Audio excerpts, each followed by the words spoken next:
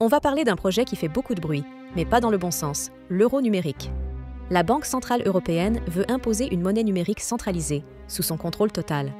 Derrière les belles promesses, c'est une véritable menace pour notre liberté financière et notre vie privée. Je vais vous expliquer pourquoi ce projet est dangereux, pourquoi il n'a rien à voir avec les vraies crypto-monnaies comme le Bitcoin et pourquoi nous devons nous y opposer fermement. On vous présente l'euro numérique comme une innovation, une simple version électronique de l'euro. Mais derrière les discours rassurants de la Banque centrale européenne, il faut regarder les faits. L'euro numérique, c'est une monnaie entièrement émise, programmée et contrôlée par la BCE. Contrairement au Bitcoin, il ne repose pas sur un réseau décentralisé, transparent et accessible à tous. Il repose sur une autorité unique qui pourra décider des règles du jeu et les changer à tout moment.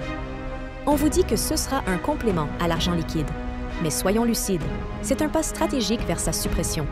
Et sans cash, il n'y aura plus de transactions discrètes, plus de véritable autonomie financière. Chaque centime que vous dépenserez pourra être tracé, analysé, contrôlé. Pire encore, dans un tel système, vos transactions pourront être bloquées, vos comptes gelés. L'accès à votre propre argent pourra devenir conditionnel, à votre comportement, à votre profil, à des décisions politiques. Bitcoin, à l'inverse, ne vous demande aucune permission. Il ne dépend pas d'une institution. Il fonctionne selon un code ouvert, des règles fixes et partagées. Il vous donne la possibilité de détenir vous-même votre argent, sans dépendre d'une tierce partie.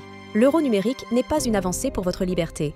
C'est un outil de gestion centralisé, conçu pour renforcer le pouvoir d'un petit nombre, au détriment de votre autonomie.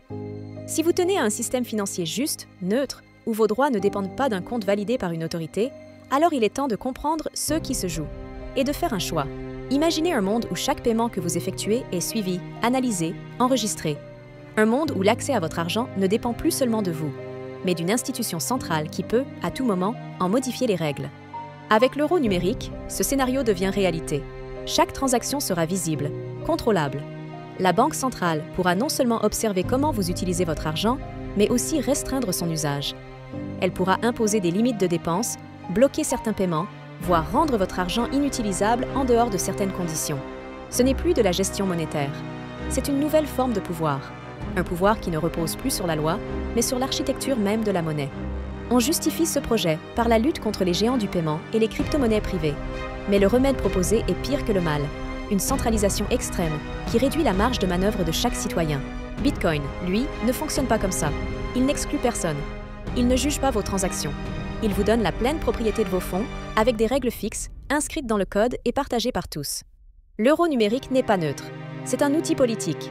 Il marque un tournant, celui où la monnaie cesse d'être un bien commun et devient un instrument de contrôle. À nous de décider si nous acceptons cette dérive ou si nous choisissons un système ouvert, résistant, fondé sur la liberté. Bitcoin a été conçu pour offrir une alternative à un système centralisé et contrôlé. L'euro numérique, lui, représente exactement ce modèle centralisé que Bitcoin cherche à dépasser.